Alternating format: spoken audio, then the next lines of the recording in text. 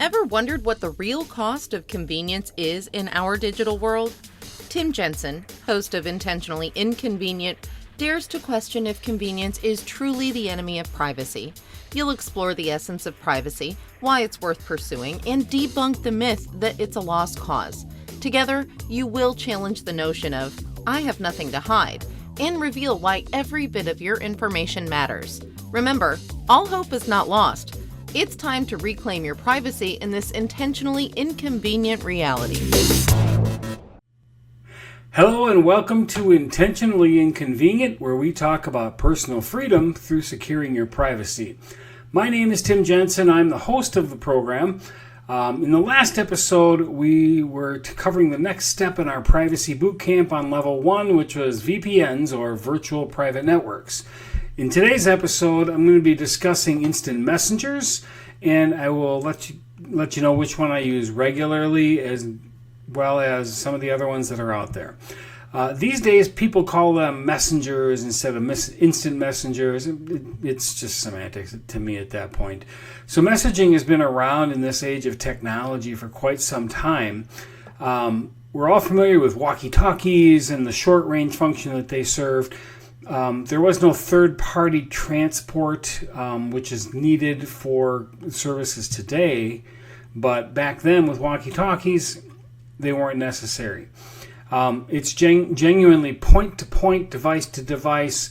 There's no third party in between with a walkie-talkie or things that are similar.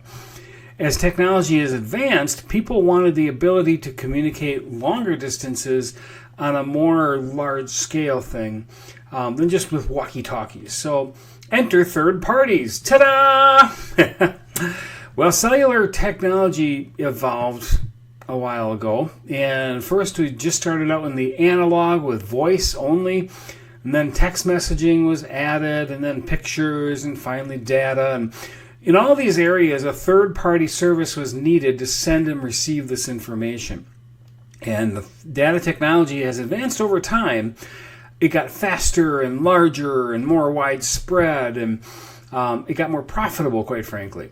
Phones had more and more capabilities and they continue to advance even to this day with the amount of technology that is available on these devices. The ability to send messages has also evolved over time, from text only to text and pictures to anything that can be imagined, and you can imagine that on your own. Thanks. Anyway, these days we use email and instant messengers, or sometimes they're just called messengers. There's a lot of different instant messengers out there. You know, I used to, when I was younger, probably, 15, 20 years ago, I used something called Yahoo Messenger. If you've been to yahoo.com, you've probably experienced that. Yahoo has transformed over time. I think it used to be called something like Dave's Guide to the World Wide Web or something to that effect. You'd have to look that up. I don't remember off the top of my head. But now the Yahoo Messenger, as far as I'm aware of, is extinct. It's not used anymore. I think they discontinued the service. And again, there's that third-party intervention there. You know, it wasn't just you type a messaging, you push enter, and it goes directly to the next person. There was a third party intervening in there. When they shut it down, you couldn't use it anymore. With a walkie-talkie, you can't really shut it down. It's just back and forth. Anyway, these days, the most popular ones that I am aware of are things like WhatsApp and Facebook Messenger, iMessage with Apple, Google Messenger, SMS or text messaging. SMS stands for Short Message System. There are other lesser-known messengers out there like Signal, Telegram, Session, Threema, Briar, Matrix, Wickr, and XMPP. Some of these I've never really used. A lot of them I've tried. I use a little bit. But I've used Signal, I've used Telegram, I've used Facebook Messenger, iMessage through Apple, and text message. I tried Threema once, but Threema, out of all of this list, Threema you actually had to pay for. The rest of them you don't. Not the device, not the app itself. You might have to pay a little for the service with text messaging, but nowadays unlimited messaging seems to be included in all the different cell plans. Session and Briar. Briar is more of a point-to-point. There's still things have to go through the internet, and they've changed over the years. but Briar is a little more what they call decentralized.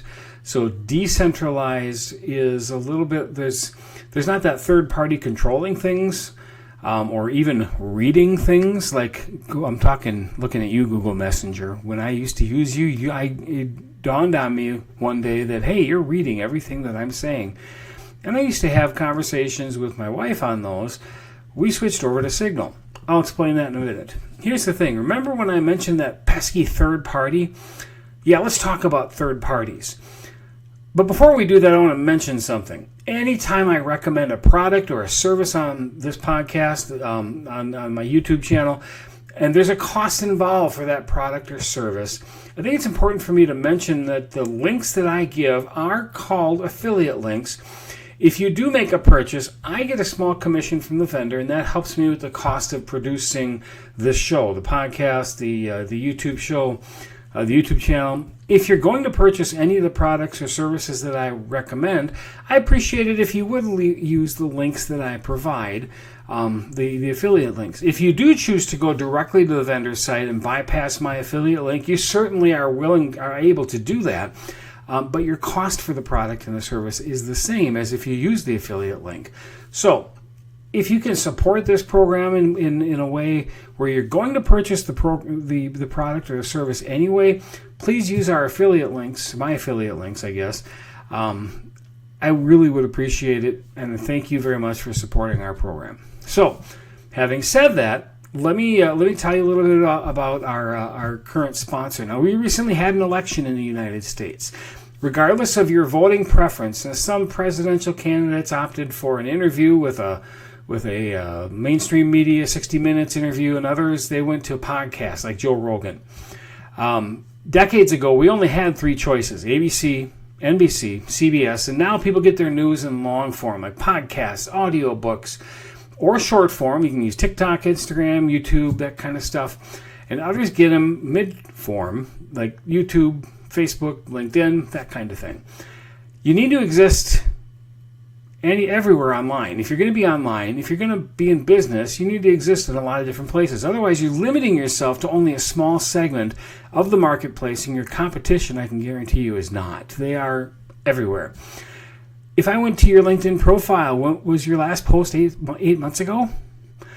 If I visited your YouTube channel, was your last video 3 months ago, 6 months ago? Doesn't seem like a real business to some people when that happens. Now, if you've tried to customize your posts and you maintain a constant schedule on X.com, Facebook.com, or Facebook Threads, or all the other platforms, you probably weren't consistent.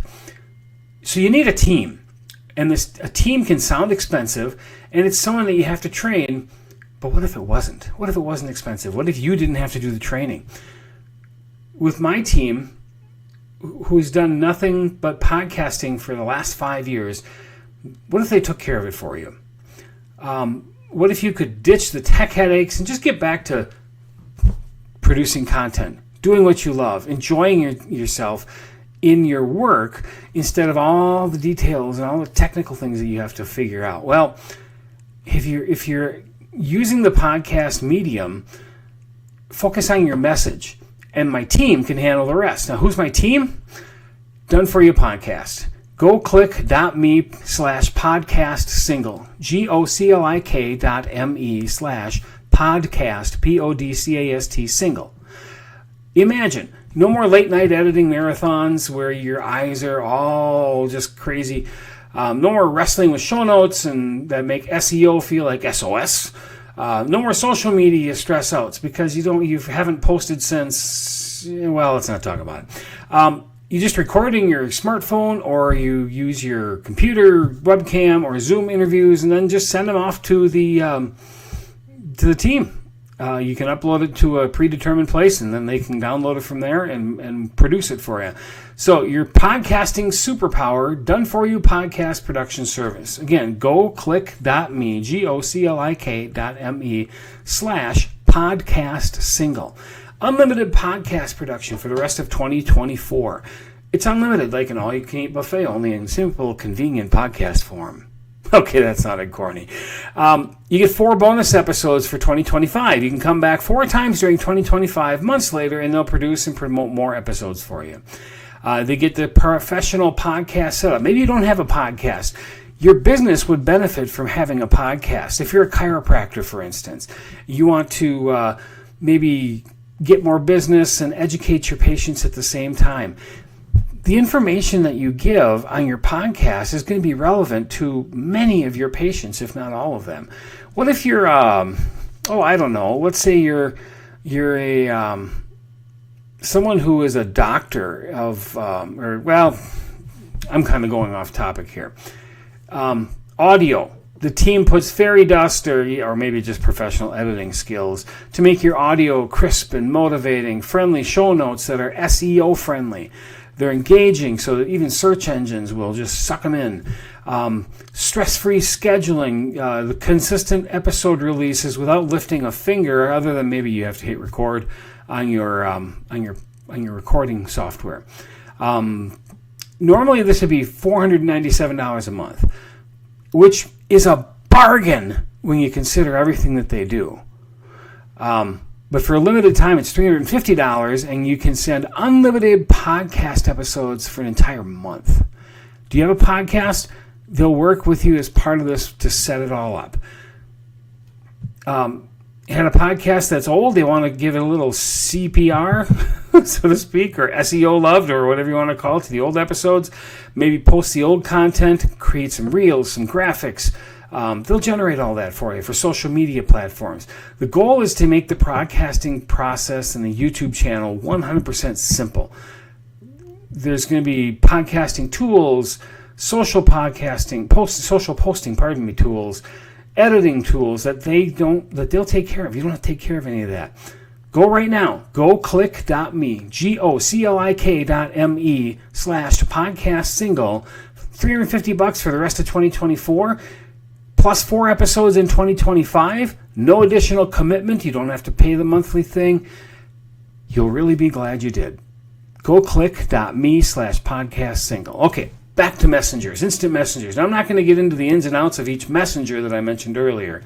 What I'm going to do is highlight the features that I like and I use, which messenger I prefer and why. The one thing I will mention is that every messenger I mentioned earlier is free, like I said, except for Threema. So I use Signal Messenger, and the reason why I use Signal Messenger, there's a number of reasons. It has many of the features that most people like. For instance, Signal is cross-platform. It's not tied to a particular operating system, like iOS. Let's face it, you use iOS Messenger, Instant Messenger on iOS. You're stuck on iPhone. You can't use it on Android. You can't use it on Graphene or Calyx or Linux or anything like that. So Signal can be used on iOS, Android, Windows, Mac, Graphene, Calyx operating systems. All the different ones for both phones and computers. You can use all the emojis that you're used to using on your current messenger. If it's on your messenger you're using, more than likely it's going to be on Signal as well. I have yet to find one that isn't. You can receive and send large files, like videos. You're not just limited to 10-second videos, or Vine, and they used to have 15-second videos back when Vine was a thing. You can send like 2, 3, 4-minute videos in length, and they'll go through Signal. There's a lot of messengers that you can't do that with. Signal, here's a big deal. Signal is end-to-end encrypted. So what is end-to-end encrypted? When I get my message on my phone, I hit send, the device itself encrypts the message and then sends it out and delivers it to the other end. And it doesn't get decrypted until after it's left the internet and is on the device, on the other person's device. Why is that important? You don't need your messages read by some third party. Like Google used to read all my messages when I used Google Messenger. I got rid of it. We use Signal now, and it's encrypted. So Signal has no access to my messages. Nobody can intercept them and decrypt them without the key. And you don't get the key unless you're the person on the other end. So end-to-end encryption is incredibly important. Again, it encrypts it on your device before it sends it. It sends it over the internet, it lands on the other device, and then decrypts it. So it can't be read in transit at all, ever. Signal does not require any identifiers to set up and use an account. This is very important. You don't need to include your name. You can make up a name. You don't need to put your phone number in. Now, that used to be a thing. You used to have to give Signal a phone number, which is an identifier. We've talked about that before. You don't need to necessarily register an email address. You could even use an alias if you really had to, but I don't believe you need to use an email at all. Signal has a feature that I use that I really like called disappearing messages. This protects a person's privacy. Messages are automatically deleted after the time frame has expired. So let's say you set it a disappearing message for 4 weeks. When 4 weeks is up, the message gets deleted automatically. You do nothing. You set that up ahead of time, and then everything in that conversation is deleted 4 weeks after it's sent. Or maybe it's 2 weeks, or 1 week, or maybe it's 3 days, or 1 day, or maybe it's 12 hours, or maybe it's 1 hour, maybe it's 5 seconds. This message will self-destruct in 5 seconds. You ever heard of Mission Impossible? They used to do that kind of stuff. These messages self-destruct. They're gone. Now, why is that important? Let's face it. You want to have messages sent to the other person, but you don't need a museum. We talked about this in episode 10, where email is like the museum of you. I had an email account where I had emails that were 15 years old. I don't need a museum online of all my emails to remind everybody of what life used to be like 20 years ago, 15 years ago, 10 years ago. Same thing is true with the instant messenger. Messages are automatically deleted after the time frame expired. You can set the default time frame to whatever, 30 seconds all the way up to 4 weeks. A custom time frame. You can set this on a per conversation basis, so you can even disable it for some people if you want to. There's a ton of other features that you can that are featured on Signal that I won't go here, but basically it's probably the most flexible messenger. And here's the thing that I find interesting. People in countries where there is obvious oppression, countries like Iran, Iraq, they use Signal. Sudan, they use Signal because those messages have the disappearing message feature. Plus, you can put a password on it, and that password can be different than your phone password. So if you got a password for your phone or a passcode or whatever, the message for Signal, the password for Signal can be different. It can be a different password. That's a big deal. It respects your privacy. So I've been told now that Facebook Messenger has end-to-end encryption even, and it has disappearing messages. Now that's a really good step forward, but here's the but. Remember, the word but erases everything you just said. Remember that. Facebook has so many other privacy invasions that I feel the need to use Signal over Facebook for messaging.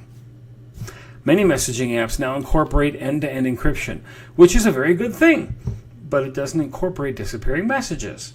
To me, the disappearing messages is an important feature. I don't need my messenger to be a museum, like I just said. Feel free to try out as many messengers as you can. Signal has become more widely accepted, and it's a lot more private than many of the other ones out there. So, that's all I have today regarding messengers for level 1 of the Privacy Bootcamp. In our next episode, I'm going to talk about internet browsers. Until next time, this is Tim Jensen reminding you to stay safe and stay private. Thanks for listening.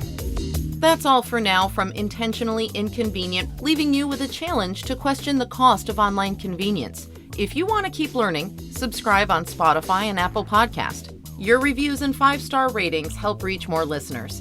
Until next time, remember, your privacy is never a lost cause. Stay safe, stay private.